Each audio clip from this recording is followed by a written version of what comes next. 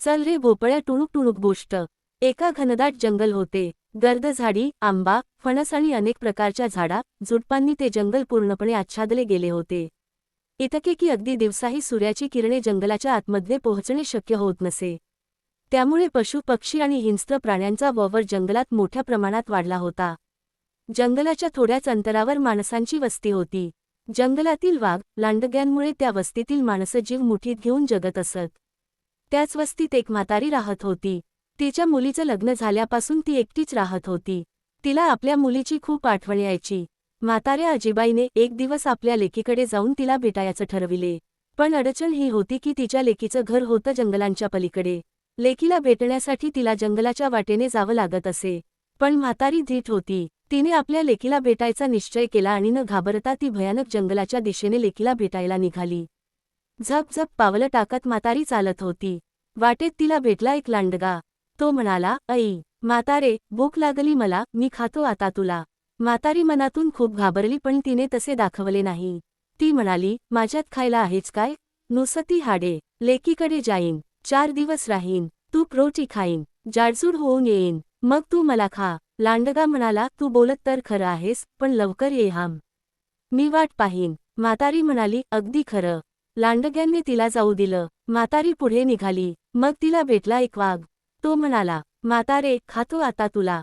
म्हातारी म्हणाली, "वाघोबा, माझ्यात खायला आहेच काय?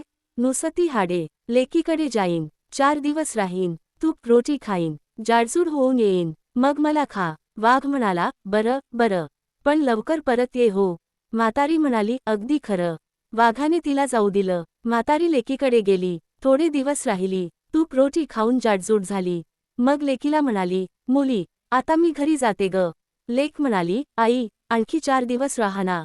म्हातारी म्हणाली, "नको ग बाई, जंगलात लांडगा माझी वाट बघतोय, वाघ माझी वाट बघतोय." मुलीला आईची काळजी समजली। ती म्हणाली, "आई, हा घे मोठा भोपळा, त्यात बसून जा, म्हणजे तुला कोणी बघणार नाही आणि सुखरूप घरी पोहोचशील." म्हातारी भोपळ्यात बसली आणि म्हणाली, "चल रे भोपळ्या टुणूक टुणूक." भोपळा पळत पळत निघाला। जंगलात भेटला वाघ। तो म्हणाला, "भोपळ्या, भोपळ्या, म्हातारीला पाहिलेस का रे?"